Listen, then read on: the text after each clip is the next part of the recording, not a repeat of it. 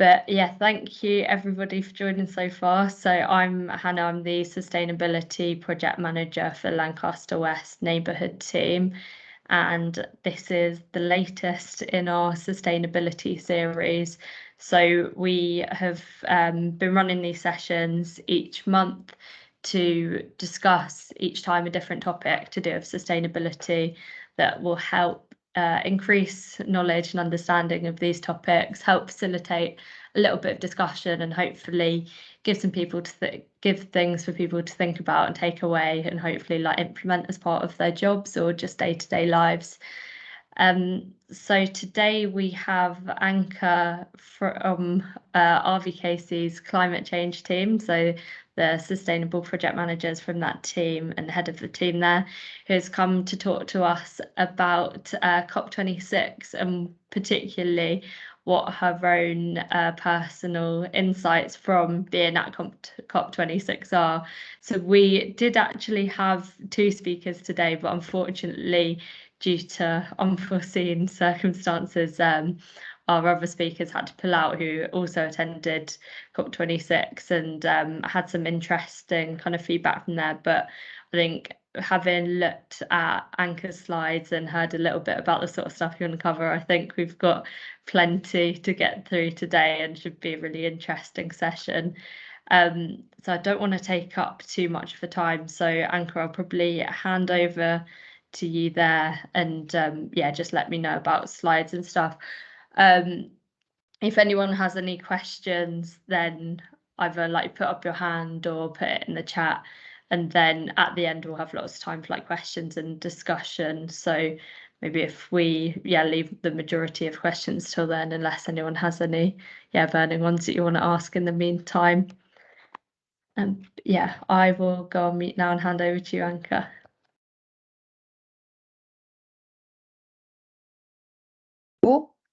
Hello everyone, thank you, Hannah. I hope everyone can hear me.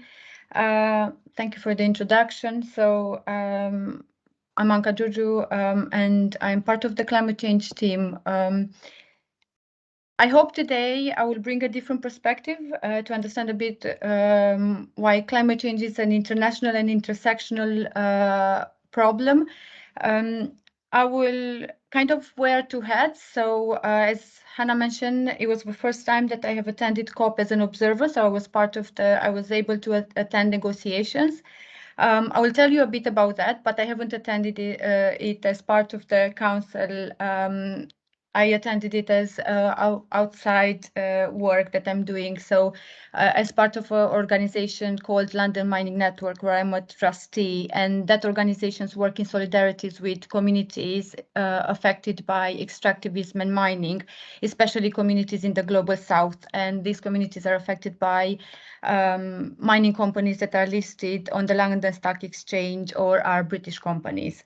But this is how I went there, and I've been fortunate enough to be part of a delegation with people that have been observers for many years, and I've learned a lot. But at the same time, I will try to also bring things into the perspective. So why is this important to when we talk about climate change and when we address climate change at the local level is important to look at the international picture. I would like to start with an exercise, because what I've learned is that we need to when we build a movement and when we talk about solidarity, we need to take into consideration the different spiritualities, the different cultures, the diversity, where the different countries where people are coming from. So I just want to invite you all to think, what is your connection, depending where you're coming from, either you were born here or you're a migrant like myself.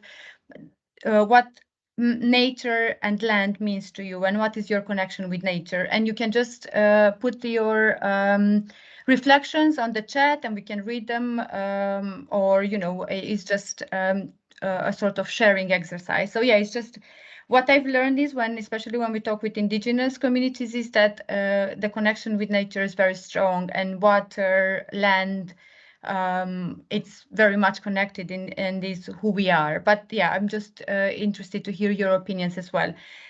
I would like to start with a video, basically, to put things into context. It's a video that we've used as part of the COP26 coalition, and I will explain you. I was also part of the COP26 coalition, but it's just to put things into perspective. So, Hannah, can I share my screen? Yep, of course. I'll stop sharing.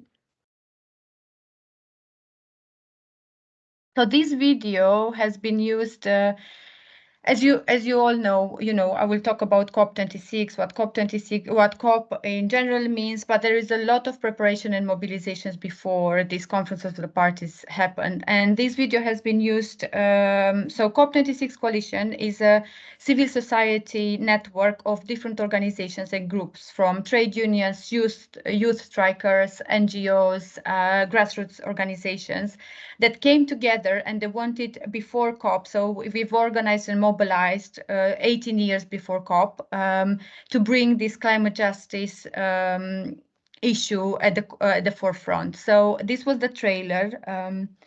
Hopefully will work. Bear with me 1 second.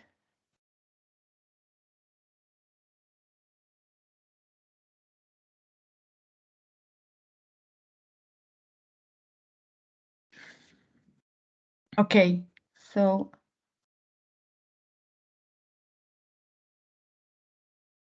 can everyone hear, or?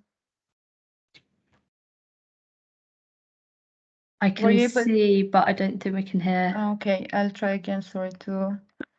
Okay, now it should work. Yeah. Can everyone hear or see? Is it working? Yep, yeah, we're good now.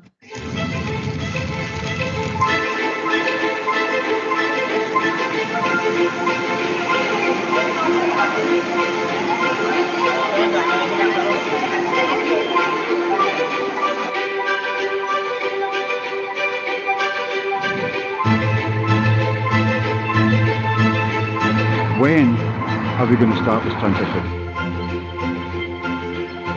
When the food shortages hit, it will be the working classes left hungry.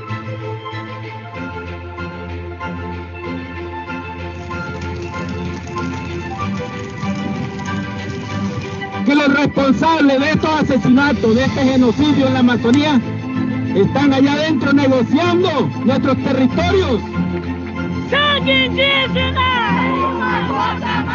Climate justice is indigenous liberation. Climate justice is queer liberation. Climate justice is patriarchal liberation. Climate justice is our liberation.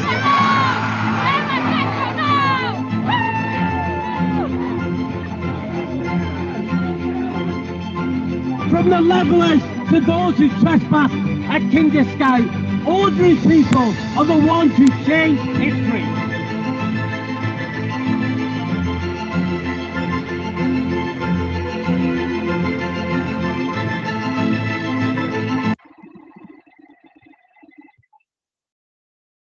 Okay, so I think we can go back to the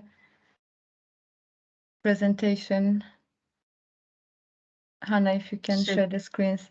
Thank you. So hopefully this video highlighted some of the things that I'm going to discuss with you today.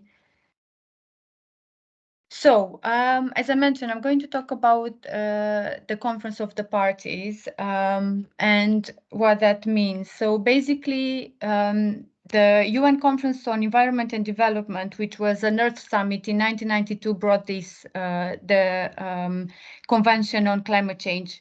This is an acronym, UNFCCC, and this was one of the multilateral environmental agreements of that summit in Brazil. By that time, climate change was not necessarily very well understood, or it was an overall political commitment, but not necessarily too much support or action was done. So, sorry, I think somebody's joining us. So the United Nations Climate Change Conference is a yearly conference that is held by the United Nations.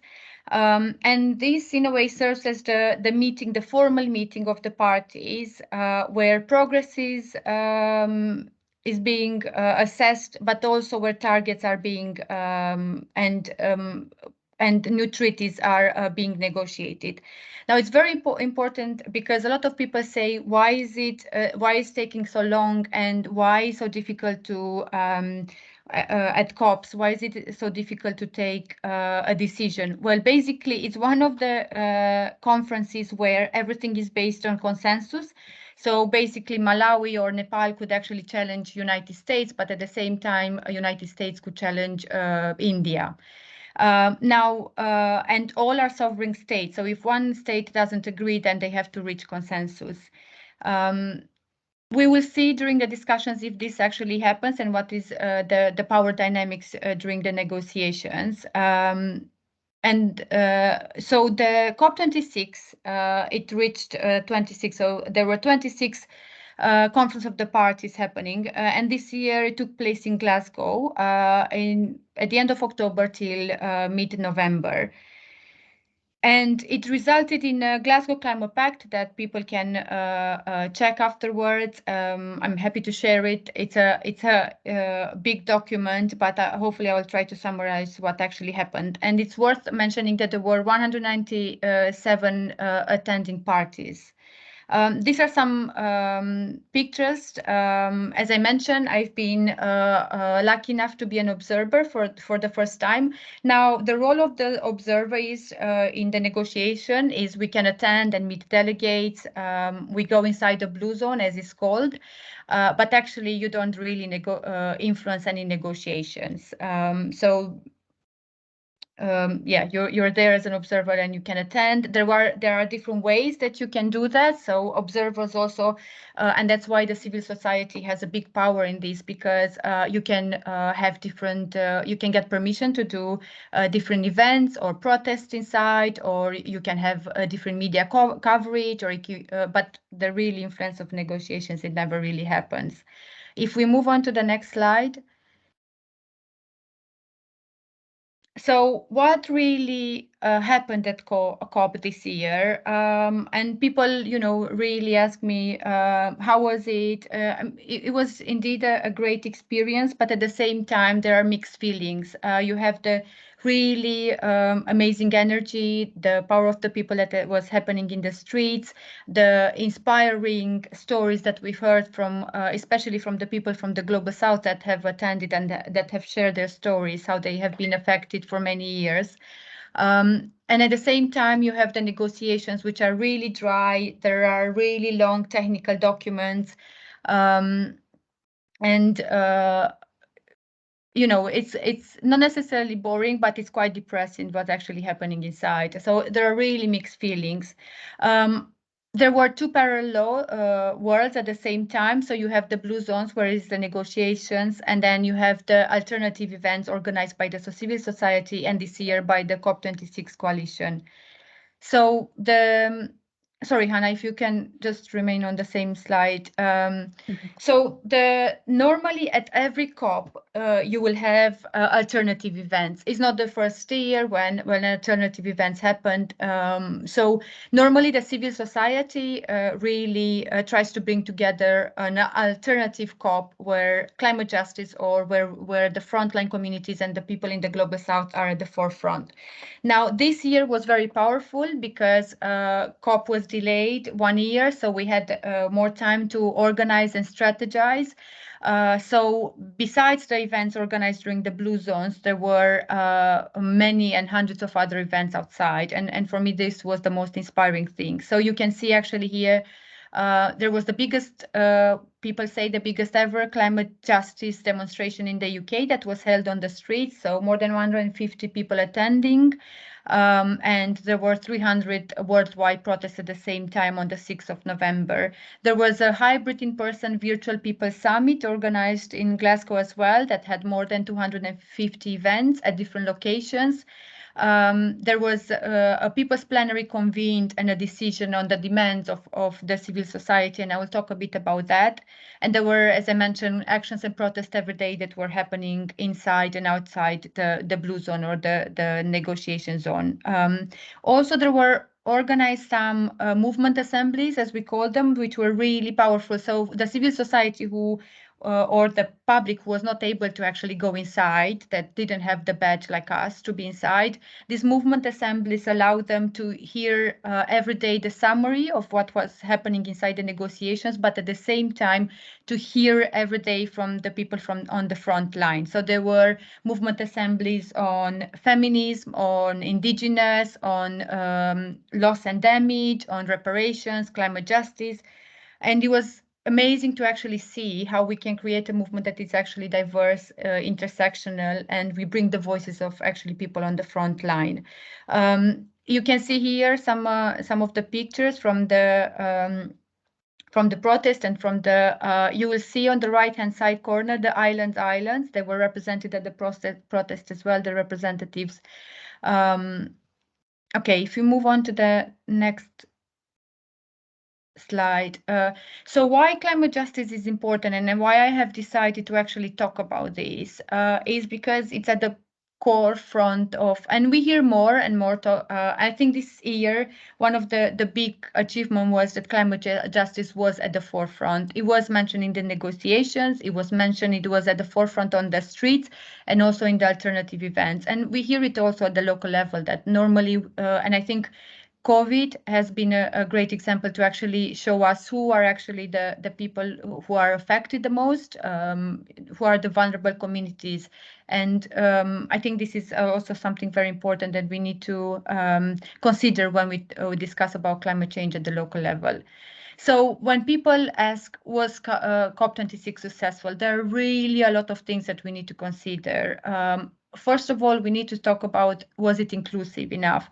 So just to give you a perspective, there were a lot of discussions before happening that it should happen online, but then a lot of countries, and especially developing countries, push back, because how can you actually attend online where you have communities that don't have access to internet, they don't have access to digital?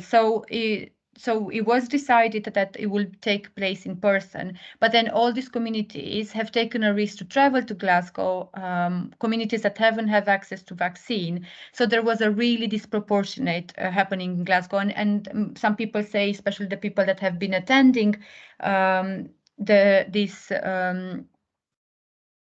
Conference of the Parties for a long time, that this was one of the most untransparent and less inclusive COP. If I give you an example, and I think I have it on one of the slides, is I think there were more than 1,000 delegates from the States, and you had 7 island countries only represented who are actually at the forefront of this. So it was a really, again, a big disproportionate in who actually took place and were part of the negotiations as well. Now, you hear a lot about fair share, and I think it's very important for us to talk, because also when we talk about climate change as a local authority, we ask ourselves, where are the emissions coming from? Well, they come from, the council needs to lead by example, or most of the emissions are coming from buildings, so we need to tackle the build environment. Well, when we talk about climate change at the Conference of the Parties, we need to understand who is responsible for the emissions. And the Global North, I don't know if people are familiar with the Global North and the Global South, but the Global North bloc of the richest countries are responsible for 92% of excess global carbon emissions. And this is a reality, and we need to acknowledge that. So the richest countries are producing these carbon emissions, and they are unproportionately in a way compared to what the developing countries are producing. Also, the richest 1% of the world's population have been responsible for more than twice as much carbon pollution as 3.1 billion people in the last 25 years. So it's really important to put things into context when we talk, and that's why the voices of indigenous communities, the poor and working class, minorities, front lines are really important, and they need to be at the forefront. But they felt that they have been absent during the debates. Now, there were big debates around fight for 1.5 degrees. And if people are familiar, the IPCC, the scientific bloc, interpanel governmental on climate change body, told us through different reports for many years that for us to avoid catastrophic climate change, we need to keep emissions to 1.5 degrees. Now, has this really happened? Most of the people are saying that this has not been achieved at COP. Now, I will talk a bit about that, but what does it mean when we talk about net zero? Why we need to talk about real zero? So a lot of the language in the Western countries, and especially in London, is we've declared climate emergency and we've set up net zero targets and carbon neutral targets. What those actually targets mean is that allows us to offset. Now, of course, our role is, and that's why sometimes when I talk about climate change, even at the local level, I always say, and I always use this caveat that we need to put offset as the last resort, because on the grand scale of things, offsetting is a really dangerous thing. So what communities have been telling, and especially indigenous communities, and they have been, testifying at COP, is that this net zero allows us a very dangerous door for big polluters or for countries to continue to pollute and to offset, which means is that you buy credits and you can pay and you can offset. Where are you actually offsetting? You're offsetting in the global south. So, for example, in the Amazon, there are so many cases where forests have been cut down and then replanted, and then somebody else comes and replants it again just to buy the credit. So communities, communities that are depending on agriculture, for example, or they have been highly affected. So this is again, when we talk about climate change and reducing emissions and taking actions, we need to talk about real zero, and this is one of the biggest debates again that was brought this year. Keep it in the ground. There was a lot about the we all talk. We all know that we need to move away from fossil fuels. There was a big push on reject on false solutions, and again, this is something that is very important for us to acknowledge. No, there were people were saying no to carbon markets, and when I say people, again, there were the developing countries that came together as the G70, so the bloc of countries, but also the civil society and the frontline communities and the climate justice movement. And why no to carbon markets and improved technologies is because, again, this allows us to commodify nature. So basically, it allows us to sell and buy and basically commodify instead of acknowledging why nature is important. We're actually using it as a market mechanism, and this is again something that has been very intensively debated. Now, again, a big talk was around finance and the finance mechanism, and the global justice, again, movement said that we need to talk about reparations and redistribution to indigenous communities and the global south, and to give a fair share of effort from rich countries. And I will talk more about the loss and damage. The cancel the debts on global south, again, I don't know if you're aware, but when we talk that we're supporting countries when we talk that we're supporting India or Bangladesh that have been affected, actually throughout these years we found out is that what they are receiving are loans which are indebting them even more. So it's again it was a big debate on how can we cancel the debt on the global south. And then the reparations for the loss and damage was very important. Now you can see on the right-hand side some of the key people that have been talking a bit. So you have first somebody from Tibet. They were saying that Tibet has nothing to do to contribute to climate change. So why today we are not part of the negotiations? Tasneem, who is actually part of the civil society, and she's actually part of the negotiation representing the bloc of civil society, and the bloc called Khan, is talking about that who's suffering from the historical emissions of rich nations is the vulnerable countries and the developing countries and the poor communities.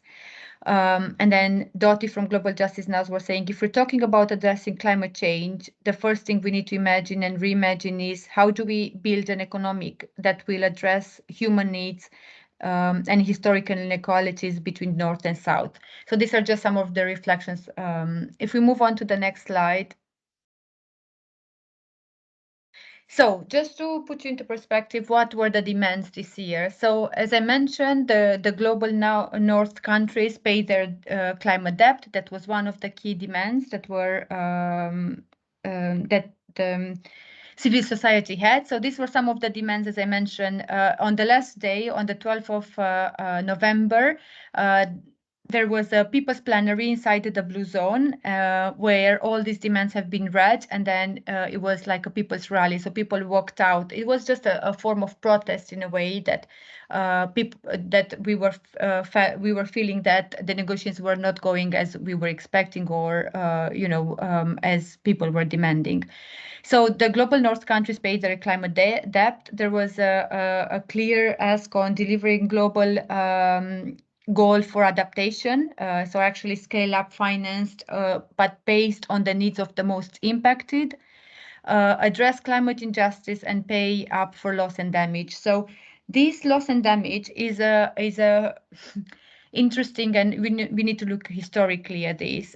It's something that developing countries have been asking as a bloc for many years. It's an ask for 30 years, and it came, you will hear this 100 billion that was actually promised in Copenhagen, which people say that it might not even be enough, but this has been promised as a loss and damage mechanism for countries that are actually suffering at the moment by climate change, and they have been impacted and devastated by climate change. But this is not something that really happened. It was a discussion that was postponed, and again, there were some things that were promised, but it will be moved for COP27, which is happening in Egypt. Now, to put things into perspective, the global humanitarian aid at the moment is 30 billion. And do you know how much actually Germany paid for the floods that actually happened this summer? 35 billion. So to understand that, yes, the countries that have been suffering are the people in the global south, and they've been suffering for 500 years. But at the same time, we're seeing more devastations, and we see the impacts of climate change in Europe as well, and the costs are really high.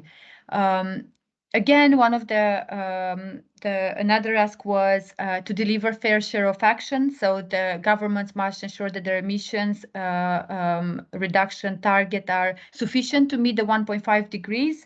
And to strengthen the 2030 target. So as I mentioned, it was this debate around real zero, and it needs to be in line with the country's fair share. There was a big reject on false solutions. So as I mentioned, carbon markets, carbon capture technologies. We hear again about how we are going to capture and sink the carbon into one bubble. Well, there is not enough space in the world to actually capture all this carbon. And again, this is an unproven technology. So there was a lot about nature-based solution, and a lot of people say it's great that nature has been seen, but at the same time, we need to look a bit more in depth what actually nature-based solution means, because again, communities, especially indigenous communities, have highlighted how sometimes the nature-based solutions have been affecting them, because if we want to reforest or plant trees and change the species, change the ecosystem, we're actually affecting livelihood. So there is a question mark around these technologies as well. Geoengineering, which has been in the domain, so again, it was and climate smart agriculture. An interesting thing is that a lot of the indigenous and a lot of the frontline communities who are actually protecting at the moment the most of the biodiversity and ecosystems in the world are actually saying that they have the solutions. They've been having the solutions for many years. It's just that they need to have a voice and they need to be listened.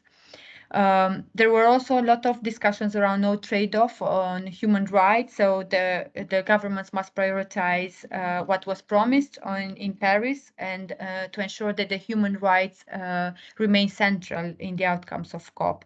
So in a way, have in mind the rights of indigenous people, peasants' rights, gender rights, rights of people with disabilities, workers' rights.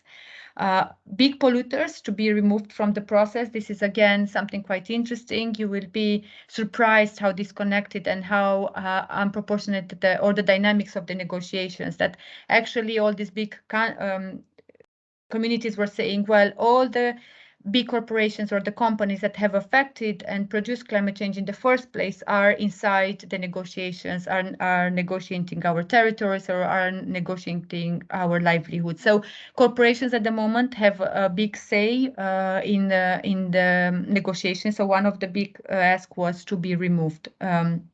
To deliver a just transition, which means again to look into what is important, to look at the decent work and quality of jobs, to have health and well-being at the core of it as well, and not to exclude people, and cooperation and solidarity. So we need to look at the people-centered solutions and fair share phase out. If we move on to the next slide. So what was actually achieved, and then you see the discrepancy of the representatives and the people outside the blue zone asking and demanding. So there was some progress on cutting emission, but this was nowhere near achieved from the reflections of different environmental organizations, from the civil society. There was a step change in creating this urgency and greater recognition of the role of the communities and indigenous peoples, and I think that was something very important. Language does matter, and it's a very technical document with hundreds of pages, and you read that, you're there and you try to analyze, but there are so many nuances to that. So there was a big debate, you might be aware of, where India and China were accused at the end that they were the ones that were watering down the agreement. So basically the agreement or the climate pact was supposed to be phase out of unbated coal, whereas at the end, India said that it should be phased down. But we really need to look at the historic and the equity of things. So indeed, India suggested to phase down, but if you think of historically, again, we need to take into the consideration the loss and damage principle as well, but also that India is more reliant on coal, but at the same time, all the blocs, the European and the states, are more reliant on gas and oil. So basically, when we put down into the agreement that we're phasing down unabated coal, we're limiting fossil fuels to only coal. Of course, it's a step in the right direction because it's very important to remove coal, but it allowed other countries like the States and Europe to actually move away and still allow oil and gas. So again, we really need to look at all the nuances when we read these treaties. It also, I think what was achieved is that the power of the global community and solidarity and the climate justice movement has been really recognized and at the forefront. There were countries that put forward emission targets, but again, I won't go into the detail. Why is it important to talk about real zero, not net zero? There were covered, and there were national adaptation plans that have been covered through this, and this is something that is quite important. There were countries that, there was a big debate around stopping international support for the fossil fuel energy sector. And there were some countries like Brazil that said that they will halt and reverse forest loss and land degradation by 2030. If we move on to the next slide. Please, thank you. So some of my reflections is that we are not in the same boat. And when we hear people saying we are all in the same boat, we are not. The people have a lot of countries, and it was quite inspiring and emotional to hear from different communities, but not only from different communities, from world leaders. And actually, I don't know if you've seen the Tuvalu minister who actually had the conference in water with his knees in water, and they were actually saying that for us it's a matter of survival, and we are sinking now. So there are countries, and especially the Pacific Islands, that have been devastated, and for them it's not a matter of the future, but it's a matter of now. There was a really interesting event that I've attended where somebody from India was saying that it's a very bourgeois Western way to say in the movement that it's about the future generations and our future kids, when actually the kids in India, in Latin America, in Asia, or in other parts of the world are actually dying now and are affected. So I think that's a very important thing for us to and then the reflections were who actually are protecting the Mother Earth, or who are actually protecting, and this is what communities have been saying, we are the ones who are protecting, but actually we are not there at the negotiating table, are the corporations or the states, and are they actually negotiating in the interest of citizens? I mentioned about the climate pact, so I won't go again into the detail. I mentioned why it was mentioned only coal.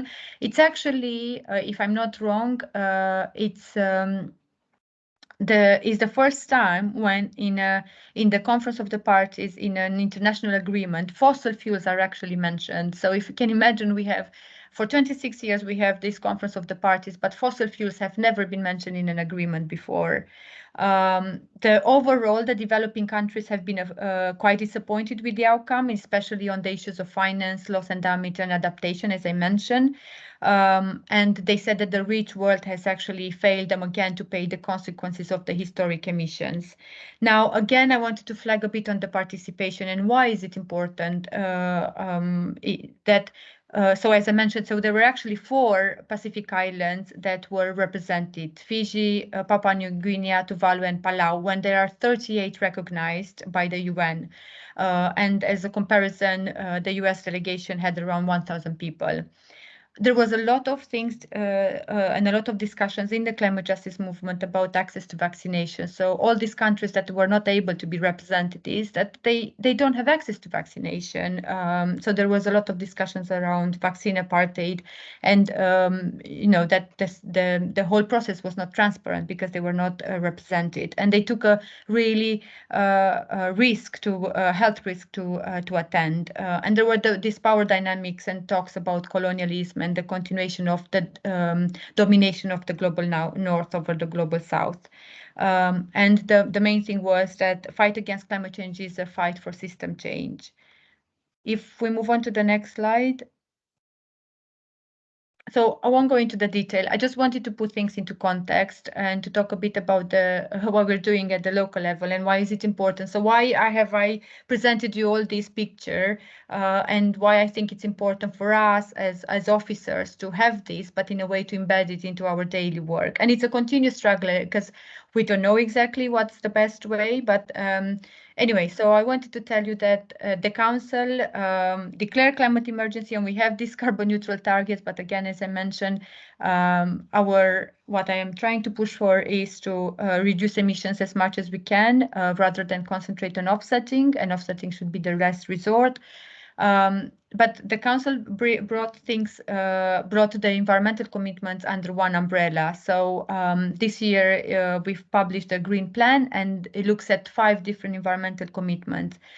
Climate change, so reduce carbon emissions at base, improve air quality, reduce fuel poverty, protect and enhance biodiversity, and minimizing waste. And it's important to put the green recovery at the core of this as well. If we move on to the next slide.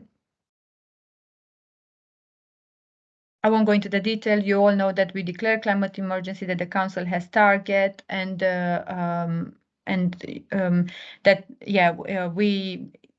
it's very important for us to take action now. And one of the key roles is for us to support and engage with residents, but also to focus on who are the most vulnerable. If we move on to the next slide, please, because I want to make sure that we have some time for discussion. So just this is the final slide. So on and a reflection. So how can the wider picture help us for a local context?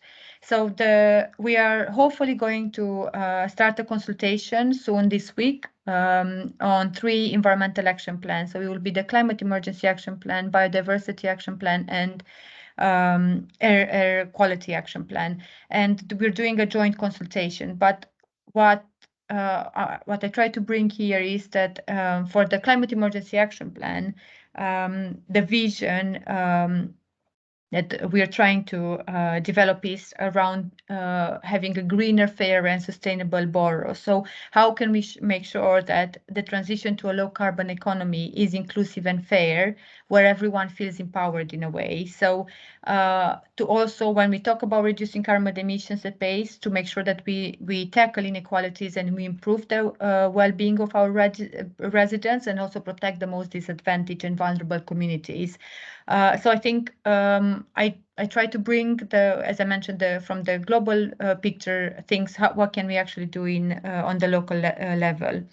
Now, the big things I would say is that reduce emissions is close to real zero, reduce consumption. So when people might ask, okay, but if technologies, some of the technologies are considered false solutions, what can we actually do? I think we need to understand that we need to change a bit the narrative on how we talk. So a complete technology will not save us. The same as when we talk about electric cars as a solution. Yes, we need to move away from diesel cars, but at the same time, we need to think of how can we actually reduce traffic? How can we encourage people to cycle and walk more? And what are the effects, for example, of electric cars? They are still on the grain scale of things. Are they actually affordable for everyone? But also they are highly dependent on rare minerals that we are extracting from other countries. Support the most vulnerable and tackle inequalities is key. Empower residents to take action. Start to think more around community-owned energy projects that bring actually co-benefits. As I mentioned, carbon offset should be the last result. The council to lead by example. Education and training is something that is quite important for us to make sure that we're training people, but at the same time, we are allowing and supporting people to retrain themselves around green skills and green jobs. And I think I will stop here. If you have any questions, that's kind of my reflections and my participation. I'm happy to answer any questions or. Thanks, Anca. That was really good and really comprehensive. And I think particularly that bit at the end, kind of summarising very clearly the things that we can all do in our day-to-day roles, hopefully was helpful for people as well. Does anybody have any questions, either if you want to put them in the chat or put your hands up? I have one actually, Anca, around so I think one thing that I just wanted to ask is, obviously it's a very different experience, I think, actually being there and getting involved in a lot of the events compared to kind of just hearing what's come out of the more like formal, like central negotiations, which is a very different picture. What would you say from out of the like events and activities that you took part in and saw, if you had to pick out like 1 or 2 things that you found particularly like inspiring, and do you think it's worth more people knowing about, what would they be? Yeah, no, thank you.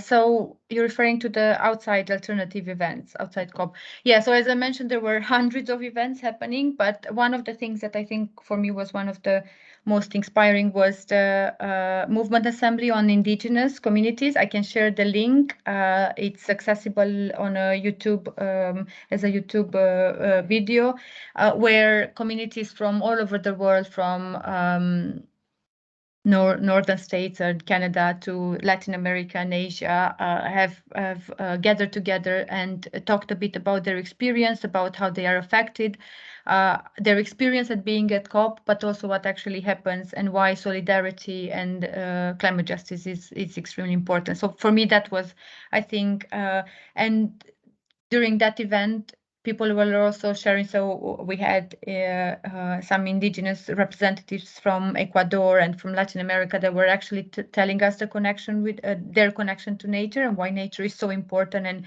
intrinsic, like connected to all their livelihoods and their lives.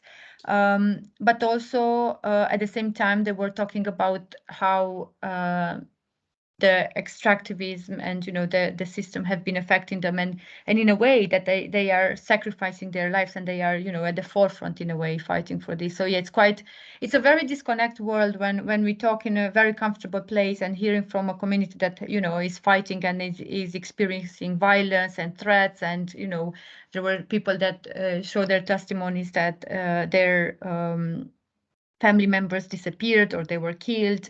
So yeah, it's a completely different and sometimes it's this disconnect what's happening actually in the reality. And I think the other one that is again was is when we walked out. So in the last day inside COP during the Blue Zone, there was this conference and the people's in a way showing what actually should be in the treaty and in the negotiations, and then in a way everyone actually walked out in a sign of solidarity. So, and yeah, reading the demands, I think that was quite inspiring as well. Yeah, those do definitely sound really inspiring. I think, yeah, what you're saying, particularly around like talking to people from like different places across the world, like obviously the experience and narrative around like climate change and like the kind of urgency of the action that we need to take and what it actually means to people. It's going to be so different, kind of hearing people from different places. It does sound like that is really like valuable and interesting thing to do. Probably something that all of us should try and find opportunities to do as well. We've got a couple of hands up. So Isabella, I think you're first if you want to come on the mic for your question. Hi, Anca. Thank you for your presentation. It was really interesting. I didn't have a lot of time to follow what was going on at COP26. I think you've given a really great summary of what was spoken about. I guess my question's to do with one of the last things you said when you talked about what the borough's doing to have a fair transition to combating climate change, and with electric cars not being accessible for everyone, the price just isn't in everyone's range. So I was thinking of it maybe with a food point of view and to do with food poverty, which is something I'm quite passionate about myself. So a lot of what they try and do is say shop local, buy local produce, but this is often produce that's more expensive than what you can buy in a supermarket. It's also that manufactured food is often cheaper than fresh produce. It all links in. So what was anything about that discussed at COP26? I mean, countries rely on trading with each other, so I'm not sure how much they want to limit us buying from abroad, or for the borough, because I suppose it isn't on the central government's job, I guess, I know they've tried to reduce consumption of manufactured products with different taxes, but I guess it would also be on them to make these fresh foods cheaper in some way. So what can the borough do with regards to buying local and food? Thanks. Thank you. That's a really interesting question. I have to be honest that I've less followed the discussions around food. There was actually the big discussions that I've attended on food and farms and agriculture. There was a big, so I haven't mentioned, and it was quite important. The civil society is represented within the negotiations. So there are blocks, as we call them, constituencies. And one of the constituencies is on youth, one is on, so there are two environmental constituencies, CAN and DCG, which is Demand for Climate Justice. And there is a constituency on farmers. So it was quite interesting that one of the at one of the meetings, the farmers were there, and so their discussions were more around the technical side of things, and again the fast solutions of the smart agriculture, where we actually need to protect the seeds and we need to encourage, the and less ownership of corporations. But when we talk about the local level, I think this thing with affordability is a really good point that applies in different sectors. Yeah, farmers markets in general can be quite expensive for people. One of the projects that I think is worth mentioning, you might be aware, is the community kitchen garden that colleagues in our department are trying to set up, so encouraging people to grow their own food. Now, of course, we don't have the space in the borough for everyone to grow their food. There are more and more these community projects like fridges, but that's more to tackle the food poverty as you're describing. So there are some or like apps like Olio and other platforms that encourage less food waste. Less waste of food, less food waste, but they're more accessible, I would guess, for people that actually, they don't have the means to procure their food. So I don't know exactly if I have an answer, but I think the two solutions would be this community continuing with these community projects, like the fridges, or encouraging how can we actually, and there are more and more, from supermarkets as well that are donating their food, and the food banks to support. And I think maybe Kate May has raised her hand. I think she might have an answer to that. So I was just going to say, I think there are lots of things that the council can do around kind of food, like that link between food poverty. I actually went to a side event with Public Health, the UK Health Security Agency, and they brought up the report I've just published, which is quite old, from 2012, but looks at the health effects of climate change in the UK, and that covers actually the supply of food and the implications of global warming, basically, on the supply of food, and kind of where food will come from, and the things that we'll have access to and the things that we won't have access to, which is quite interesting, and I think that's picked up in that report. And I was going to say, I think food waste came up as a big thing, didn't it, in as part of the of COP26, and I think the UK has some of the largest amounts of food waste. But I think you're right, there are definitely things that the council can do, and I think there's sustainability guidance for procurement of food, and that links into the UK's national food strategy, that I think we can embed within the council. I think that's something that we can do moving forward. I think there are lots of links as well between obesity, which is very much a local priority, and there are co-benefits between kind of tackling obesity and kind of how we change the food environment, which links kind of to community gardening and community food gardening, but then other things as well. So I think there are lots of links between those two things, and I think we'll be looking to do some more work around obesity in the kind of new year. So like, watch the space on that, and I think there'll be links that we can, like, ways that we can embed climate change within that moving forward. Thanks, Kate. I think Becky had her hand raised, but I don't know if...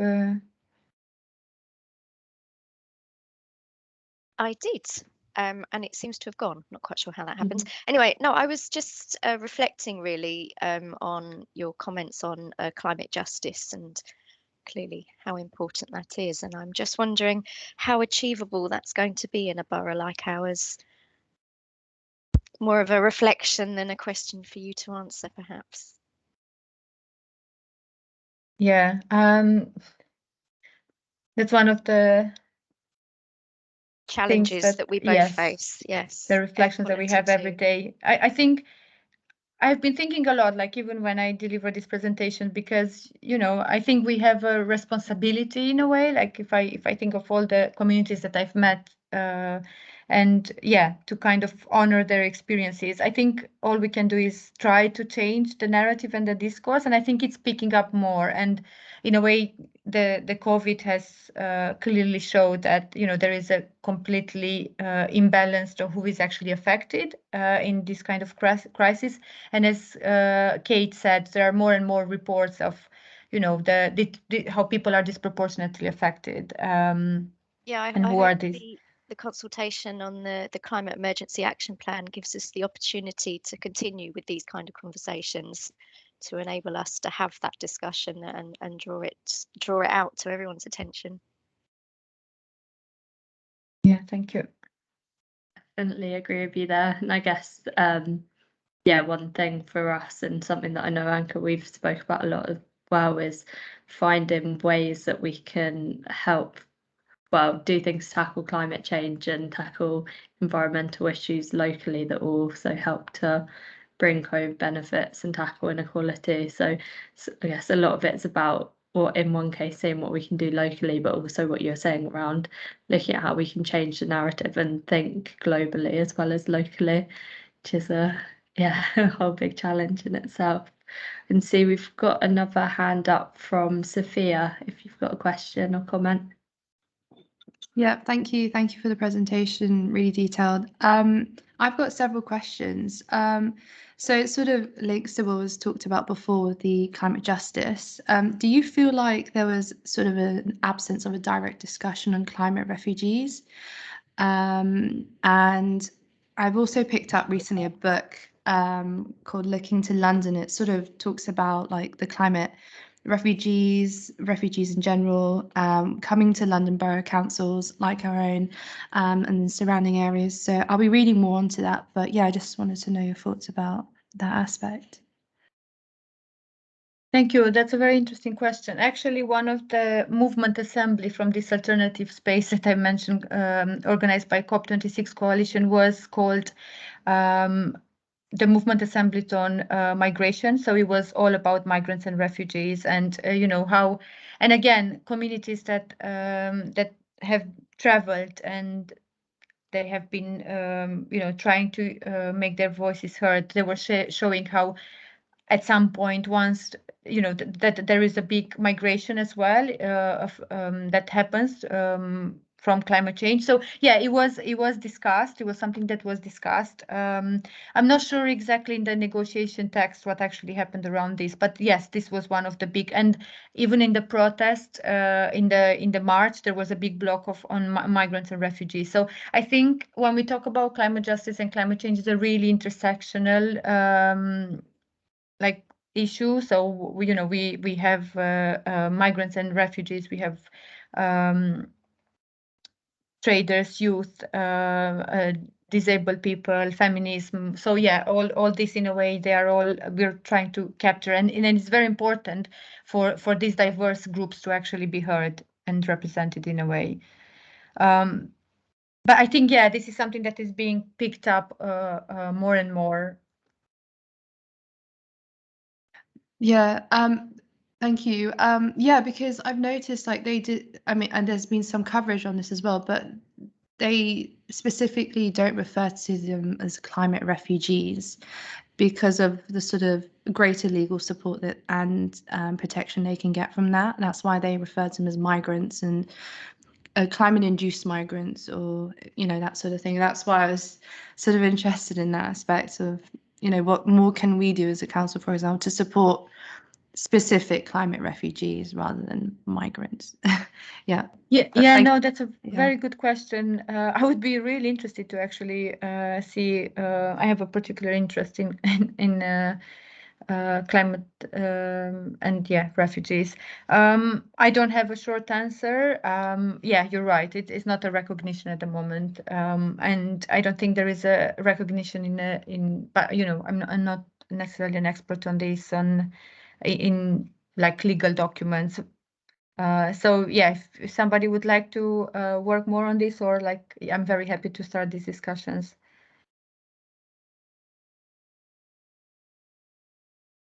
Yeah, I think a really interesting question, and something that it is worth us having to think about, particularly is what we can do as a council and people working in these areas. Thanks, Sophia.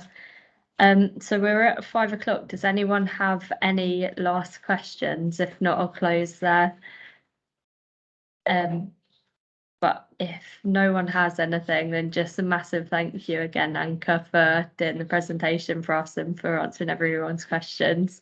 Really appreciate your time, and yeah, I think it definitely has given lots of people a lot of things to think about, and hopefully helped raise a bit of an awareness and understanding of kind of the wider picture around climate change, outside of the kind of small picture that we probably all kind of see it in our like day-to-day lives and jobs. So I think a really important discussion. So thank you again. And just for everyone, I'm just gonna pop some feedback forms in